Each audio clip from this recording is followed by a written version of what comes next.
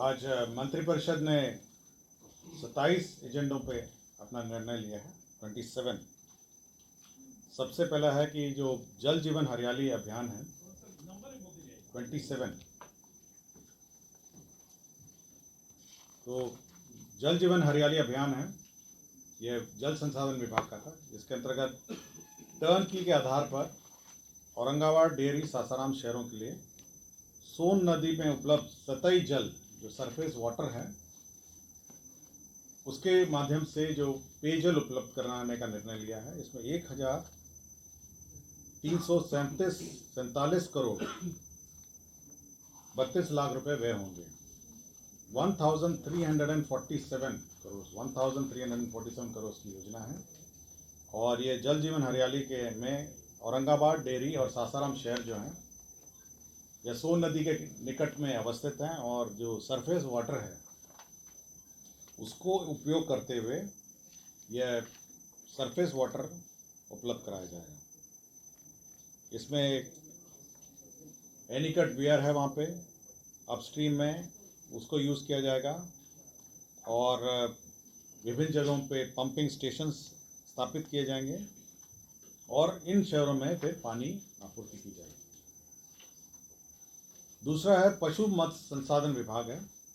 इसके अंतर्गत मुख्यमंत्री तालाब मत्स्य विकास योजना स्वीकृत की गई है, जिसमें 45 करोड़ 66 लाख 71 हजार रुपये सैंक्शन हुए हैं।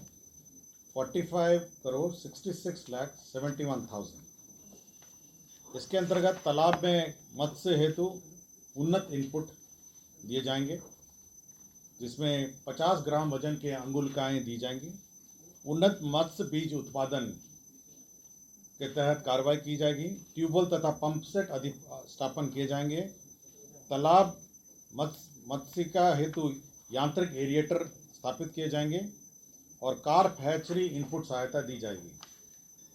इसमें आपका जो जनरल कम्युनिटी है, जो जनरल कास्ट है, उसको 50% अनुदान होगा और अनुसूचित जाति, जनजाति और अति पिछड़ों को 70% अनुदान दिया जाएगा।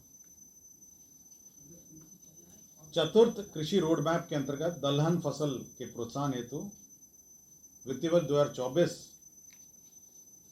में कुल 95 करोड़ 95 लाख 50 हजार रुपये लागत की योजना कार्यान्वित की जाएगी।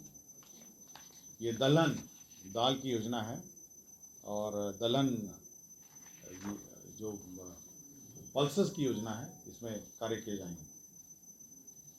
एक नई पॉलिसी सरकार ने इस बार स्वीकृत किया है, वह है बिहार फिल्म प्रोत्साहन नीति 2024। इसके अंतर्गत विभिन्न जो फिल्म निर्माता हैं उनको 4 करोड़ तक अनुदान का प्रावधान किया गया है। मैं डिटेल्स आपको दे दूंगा। इसमें सिंगल विंडो के प्रावधान किए गए हैं, सिंगल विंडो क्लियरेंसेस के, ताकि राज्य में फिल्म शूटिंग को प्रोत्साहन मिल सके और राज्य में जो फिल्म निर्माता हैं यहाँ पर स्थानीय भाषा, हिंदी भाषा और अन्य भाषाओं में फिल्म शूटिंग कर सकें। स्वास्थ्य विभाग में जीविका के माध्यम से जो सफाई कार्य चलता था, उसमें शुद्धि पत्र भी स्वीकृत किया गया है। इसमें जीविका को 1 रुपये 20 पैसा प्रति वर्ग मीटर प्रति माह अंकित हो गया था। इसको संशोधित करते हुए 1 रुपये 20 पैसा प्रति वर्ग मीटर प्रति दिन इसका करेक्शन किया गया है। तो हर जो जीविका ग्रुप हैं जो अस्पताल परिसर में सफाई करेंगी वो 1 रुपये 20 पैसा प्रति वर्ग मीटर प्रति दिन उनको भुगतान किया जाएगा। शिक्षा विभाग के अंतर्गत भागलपुर अंतर्गत विक्रमशिला विश्वविद्यालय जो ऐतिहासिक स्थल है, वहाँ पे सेंट्रल यूनिवर्सिटी की स्थापना हेतु 205 एकड़ भूमि चिन्हित की गई है, 205 एकड़। और इसके लिए जो लैंड एक्विजिशन का कॉस्ट है वह 87 करोड़ 99 लाख 81 हजार 355 रुपये इसमें निहित है। तो लैंड एक्विजिशन एक सेंट्रल यूनिवर्सिटी भी बनेगी। पहले ये आपको जानकारी है 2 सेंट्रल यूनिवर्सिटीज़ हैं, एक गया में है, एक मोतिहारी में है। तो इसी तीसरा सेंट्रल यूनिवर्सिटी जो है ये विक्रमशिला विश्वविद्यालय जो ऐतिहासिक स्थल है उसी के समीप एक केंद्रीय विश्वविद्यालय की स्थापना की जाएगी। अल्पसंख्यक आवासीय विद्यालय 3 जगह स्थापना का निर्णय लिया गया है। सबसे पहला है जमुई में अंचल खेरा में, इसमें 55 करोड़ 91 लाख 67 हज़ार रुपये की प्रशासनिक स्वीकृति दी है। दूसरा नालंदा जिला अंतर्गत बिहार शरीफ में 56 करोड़ 61 लाख 3 हज़ार रुपये की प्रशासनिक स्वीकृति। और तीसरा कैमूर जिला के अंतर्गत चैनपुर में 98 करोड़ 17 लाख 99 हज़ार रुपये। तो 3 जगह का है। पहला है जमुई में अंचल खेरा में, दूसरा नालंदा जिला अंतर्गत बिहार शरीफ, और तीसरा कैमूर जिला अंतर्गत चैनपुर में। तो 3 जो अल्पसंख्यक विद्यालय हैं, आवासीय विद्यालय, उसकी स्वीकृति दी गई। राज्य सरकार ने बिहार जिला परिषद के भू संपदा लीज नीति का भी घोषणा की है।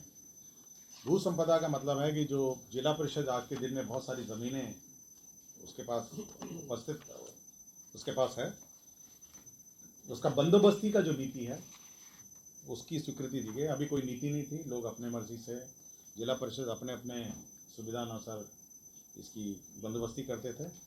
अभी नीति ये है कि जो कृषि भूमि है, अगर कृषि भूमि देना है 5 साल के लिए तो वह बाजार मूल्य में दिया जाएगा और ये जिला परिषद निर्णय लेगी। और जो लॉन्ग टर्म लीज है 30 साल या 60 साल का, अगर लॉन्ग टर्म लीज दिया जाना होगा तो जिला परिषद को पहले राज्य सरकार की अनुमति लेनी होगी और उसके बाद वो लॉन्ग टर्म लीज कर सकेंगे।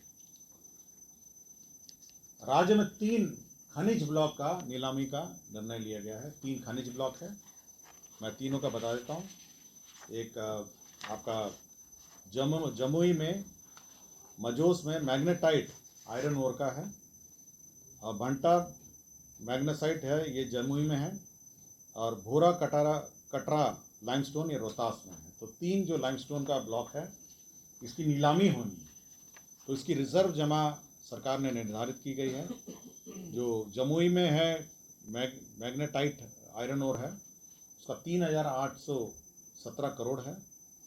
भंटा मैग्नेटाइट है जमुई में, इसका 511 करोड़ है, और लाइमस्टोन का जो रोहतास में है 1,761 करोड़ है। तो 3 जो खनिज ब्लॉक है, राज्य सरकार इसको ऑप्शन करने वाली है और इसी का जो रिजर्व जमा है उसकी स्वीकृति दी है। सूचना एवं जनसंपर्क का एक संलेख था जिसमें बिहार वेब मीडिया नियमावली 2021 की स्वीकृति है। यह पहले ही स्वीकृत हुआ था, बिहार वेब मीडिया नियमावली। केवल किस तिथि से ये अधिसूचित होगा और किस तिथि से लागू होगा यह स्पष्ट नहीं था। तो बिहार वेब मीडिया नियमावली जो है 2021 जो है संशोधन नियमावली, वो जिस दिन अधिसूचित होगी उसी दिन से ये लागू होगा। केवल डेट का घोषणा है, अन्यथा ये ऑलरेडी स्वीकृत योजना है। गर्दनी बाग में जजेस कॉलोनी, जजेस इंक्लेव के लिए 75 करोड़ 86 लाख रुपए मात्र की योजना स्वीकृत की गई है। इसमें पटना उच्च न्यायालय के माननीय न्यायाधीशों के लिए 20 आवासों के लिए स्वीकृत किया है। ये जजेस इंक्लेव होगा और ये गर्दनी बाग में स्थित होगा। नालंदा में जो अंतर्राष्ट्रीय खेल अकादमी है और अंतर्राष्ट्रीय मानक में क्रिकेट स्टेडियम है, उसके लिए 81 पदों का सृजन किया गया है और इसमें डायरेक्टर, एकेडमी के डायरेक्टर हैं और बाकी सभी पद हैं। तो 81 पदों का सृजन किया गया है। शहरी क्षेत्र में जो निर्माण किए जाने हैं, शहरी क्षेत्र में छोटे मोटे काम रहते हैं, नली है, गली है और अन्य सभी काम है जो महत्वपूर्ण काम है, उसके लिए एक नई योजना ये स्वीकृत कैबिनेट ने की है। इसका नाम है मुख्यमंत्री समग्र शहरी विकास योजना। ये 2024 से ये शुरू होगी 2025, और ये प्रभारी मंत्री, जो जिले के प्रभारी मंत्री हैं, उनके अध्यक्षता में एक कमेटी है और वह तय करेगी कि योजना का जो प्राथमिकता है वो तय करेगी और उसके बाद उस योजना का स्वीकृत होगा। तो केवल योजना की स्वीकृति है और बाकी बाद में आवंटन है, अन्य जो राशि है उसका तय किया जाएगा। इसमें जो सड़कों का चयन है, सड़कें बनानी हैं, गली बनानी है, नागरिक सुविधा है, डिवाइडर है, पौधे हैं, पार्किंग स्थल है, पैदल यात्रियों का है, नालों का चयन है। तो जितने भी जो शहरी क्षेत्र में राज्य सरकार अपने निधि से करना चाह रही है उसके लिए योजना स्वीकृत है। खेल प्राधिकरण में जो स्पोर्ट्स अथॉरिटी है उसमें 301 पदों का सृजन है। यह भी एक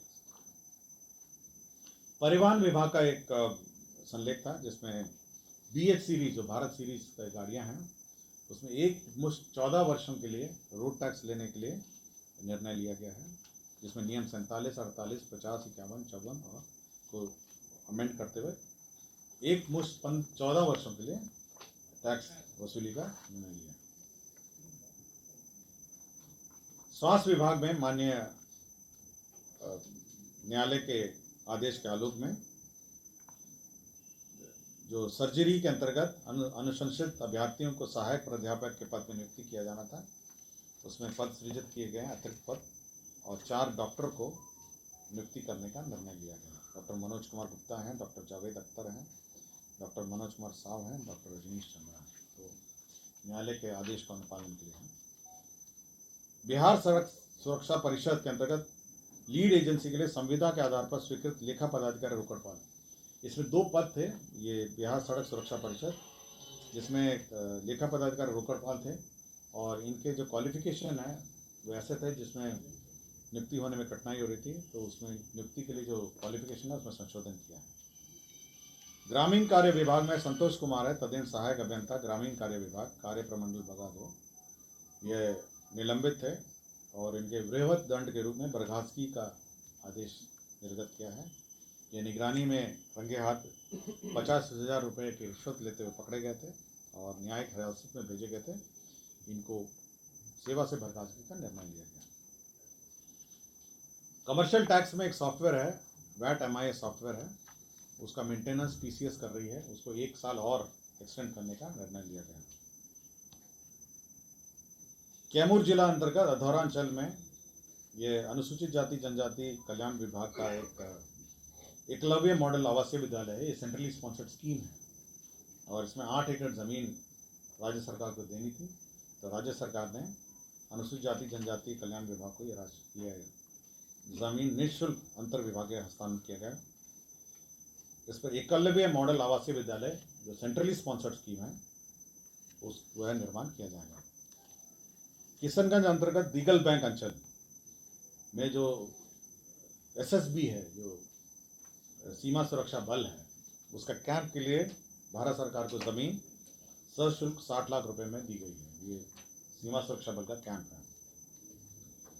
भविष्य निधि अंतर्गत ये वित्त विभाग का प्रस्ताव है। भविष्य निधि निदेशालय के अधीनस्थ कार्यालय लिपिक संवर्ग का है, जो अन्य लिपिकीय संवर्ग है सामान्य प्रशासन के, उसी के आलोक में यह संवर्ग भी भविष्य निधि का भी गठन किया गया। पंचायती राज विभाग ने एक पंचायत निर्माण कार्य मैनुअल की स्वीकृति दी है।